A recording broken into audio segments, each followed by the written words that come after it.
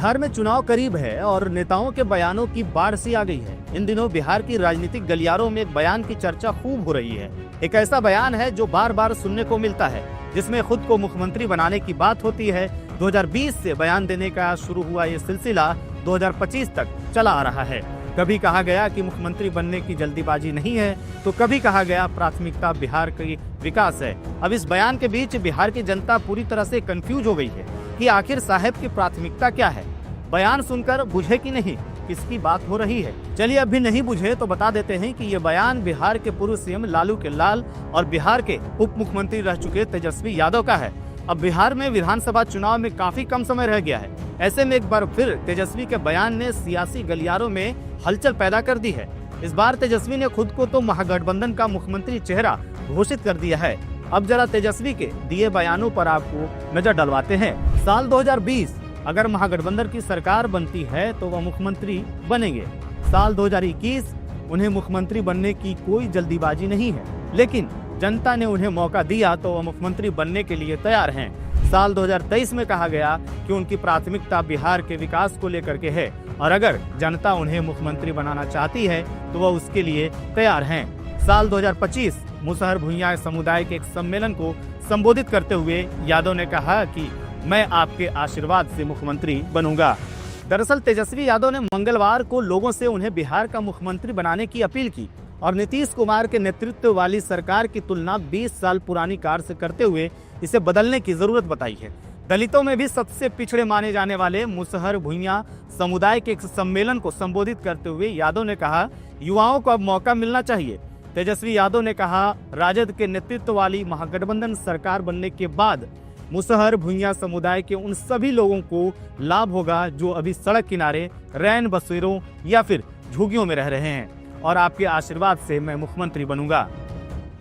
जब महागठबंधन राष्ट्रीय जनता दल की सरकार बनेगी, जब आप अपने बेटा भाई तेजस्वी को आशीर्वाद दीजिएगा और जिस दिन मुख्यमंत्री बनेगा तेजस्वी आप लोग को बसाने का काम करेगा। लाठी डंडा नहीं चलाएगा, आपके गरीबी को दूर करने के लिए काम करेगा, आपको रोजगार दिलाने का काम करेगा, महंगाई को कम करने का काम करेगा, जिसको जमीन है उसको जमीन दिलाने का काम करेगा। ये काम होना चाहिए। उधर महागठबंधन के सीएम फेस को लेकर के अभी कांग्रेस चुप्पी साधे हुए है।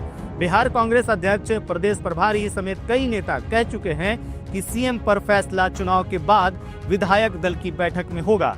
अभी सीटों का बंटवारा और महागठबंधन की चुनावी रणनीति पर काम करना अहम है, लेकिन इसके बावजूद भी तेजस्वी इस तरह का बयान दे रहे हैं। बार बार इस तरह का बयान देना क्या तेजस्वी की रणनीति है?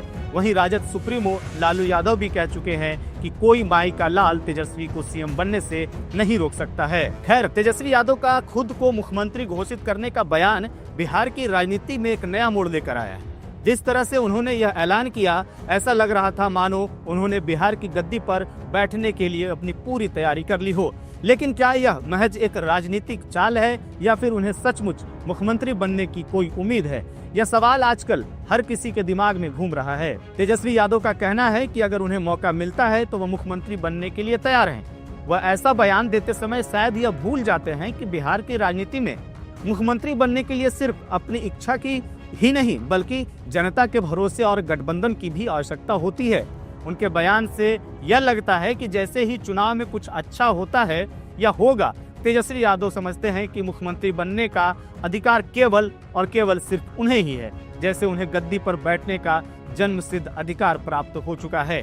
लेकिन राजनीति के इस खेल में यह कोई नया नहीं है। हर नेता चुनाव के समय खुद को मुख्यमंत्री बनने का सपना दिखाता है ताकि जनता को आकर्षित किया जा सके। तेजस्वी यादव का बयान भी इसी रणनीति का हिस्सा हो सकता है, लेकिन असल सवाल यह है कि क्या वे सिर्फ बयानबाजी कर रहे हैं या फिर जनता की विश्वास और समर्थन के साथ मुख्यमंत्री बनने का सचमुच प्रयास भी करेंगे। समय ही बताएगा यह बयान एक और राजनीतिक स्टंट है या फिर भविष्य की दिशा बदलने का संकेत है। 2025 बिहार विधानसभा चुनाव को लेकर के तेजस्वी यादव और राष्ट्रीय जनता दल के लिए कई सवाल उठ रहे हैं। हालांकि तेजस्वी यादव के नेतृत्व में पार्टी ने पहले कुछ मजबूत प्रदर्शन किए हैं, लेकिन 2025 में बिहार का पूरा समीकरण बदल सकता है। राजनीतिक जगत में यह सवाल उठने लगा है कि क्या तेजस्वी यादव की नेतृत्व क्षमता और उनकी रणनीतियां पार्टी के लिए फायदा पहुंचाएंगी या फिर बिहार में आरजेडी की बुरी स्थिति हो जाएगी। बिहार की राजनीति में महागठबंधन और एनडीए के बीच निरंतर संघर्ष रहा है और 2020 के चुनाव में आरजेडी के लिए मुख्यमंत्री की कुर्सी तक पहुंचना एक सपना बनकर रह गया है। तेजस्वी यादव ने खुद को मुख्यमंत्री पद का उम्मीदवार घोषित किया, लेकिन बिहार के चुनावी मैदान में उन्हें सत्ता नहीं मिली। 2025 में भी अगर आरजेडी अपनी पुरानी रणनीतियों पर निर्भर रहती है तो उसके लिए यह चुनाव बहुत चुनौतीपूर्ण हो सकता है। बिहार की राजनीति में जातिवाद, धर्म और विकास के मुद्दे अहम रहे हैं। तेजस्वी यादव का मुख्य आधार यादव समुदाय है, लेकिन अगर वह राज्य के अन्य वर्गों को साथ लाने में सफल नहीं होते तो बिहार में उनकी स्थिति कमजोर हो सकती है। इसके अलावा बिहार में नए राजनीतिक चेहरे भी सामने आ रहे हैं, जैसे जेडीयू और भाजपा के खिलाफ विपक्षी दलों का गठबंधन और नरेंद्र मोदी की लोकप्रियता, जो आरजेडी के लिए एक बड़ा खतरा हो सकता है। हालांकि यह कहना जल्दीबाजी होगा कि तेजस्वी यादव बिहार चुनाव में पूरी तरह से आरजेडी को बर्बाद कर देंगे या फिर नुकसान पहुंचाएंगे, क्योंकि चुनाव के परिणाम कई कारकों पर निर्भर करते हैं। उनके पास युवा समर्थक है और अगर वह समय रहते अपनी रणनीतियों में बदलाव लाते हैं तो पार्टी के लिए कुछ सुधार की उम्मीद भी हो सकती है। तेजस्वी यादव को लेकर के यह सवाल अक्सर उठता है कि क्या वह मुख्यमंत्री बनने के लायक हैं, खास करके उनके पिछले कुछ समय के बयानों को और कार्यों को देखकर। तेजस्वी यादव की राजनीति और नेतृत्व की शैली को लेकर के कई मत हैं।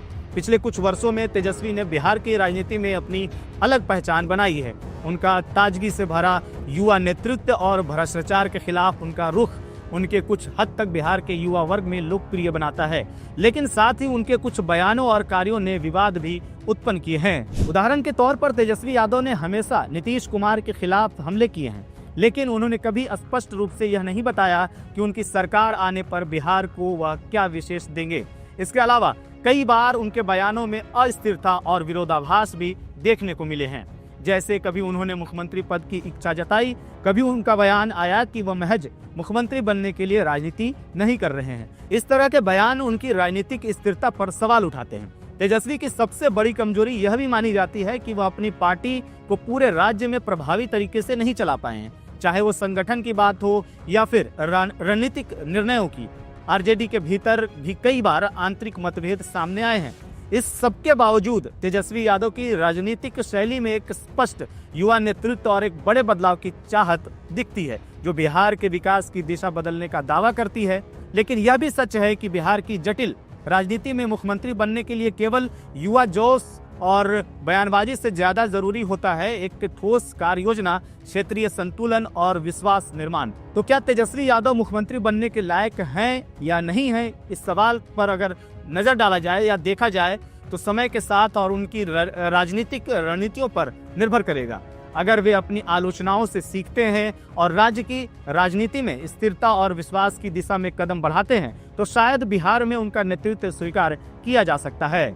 लालू परिवार से एक सवाल ये भी उठता है कि आखिर बिहार के मुख्यमंत्री के रूप में तेजस्वी यादव ही क्यों, मीसा भारती क्यों नहीं, वे भी तो काबिल हैं। यह सवाल समाज और राजनीतिक दोनों ही दृष्टिकोण से अहम है। लालू प्रसाद यादव के परिवार में तेजस्वी यादव के अलावा उनकी पत्नी राबड़ी देवी और बड़ी बेटी मीसा भारती भी राजनीति में सक्रिय हैं। राबड़ी देवी ने खुद मुख्यमंत्री पद का कार्यभार संभाला था और मीसा भारती भी एक सांसद हैं, लेकिन तेजस्वी यादव का नाम मुख्यमंत्री के रूप में अधिक उभर कर सामने आता है क्योंकि उनके पास युवा नेतृत्व की छवि है और वह पिता लालू प्रसाद यादव के राजनीतिक उत्तराधिकारी माने जाते हैं। लेकिन सवाल यह भी उठता है कि आखिर मीसा भारती क्यों नहीं। दरअसल अगर मीसा भारती के राजनीतिक सफर पर आप नजर डालेंगे तो तेजस्वी के मुकाबले बहुत उनकी राजनीति अलग है। जबकि तेजस्वी ने लगातार चुनावी राजनीति में सक्रियता दिखाई है और कई बार मुख्यमंत्री बनने की इच्छा भी जताई है, जबकि मीसा भारती का ध्यान मुख्य रूप से संसद में अपनी भूमिका तक सीमित रहा है। वो एक सक्षम नेता हो सकती हैं, लेकिन उनका राजनीतिक आधार और जनाधार तेजस्वी से कम नजर आता है। इसके अलावा मीसा की छवि काफी हद तक एक पारिवारिक नेता के रूप में बनी हुई है, जबकि तेजस्वी ने खुद को बिहार के युवाओं के नेता के तौर पर प्रस्तुत किया है, जो उन्हें मुख्यमंत्री पद के लिए एक मजबूत उम्मीदवार बनाता है। अब बात यह भी उठती है कि क्या लालू यादव अपने पुत्र तेजस्वी में फंसे हुए हैं।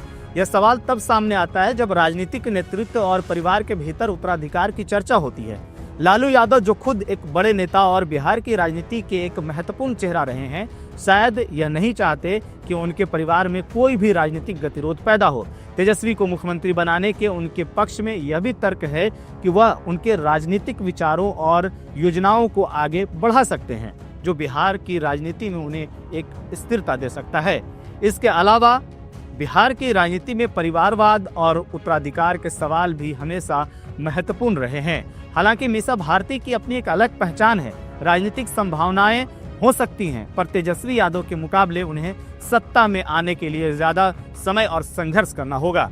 इसीलिए यह कहना कि लालू यादव पुत्र मोह में फंसे हुए हैं कुछ हद तक सही हो सकता है, क्योंकि उन्होंने परिवार के उत्तराधिकार को संभालने के लिए तेजस्वी को तरजीह दी है।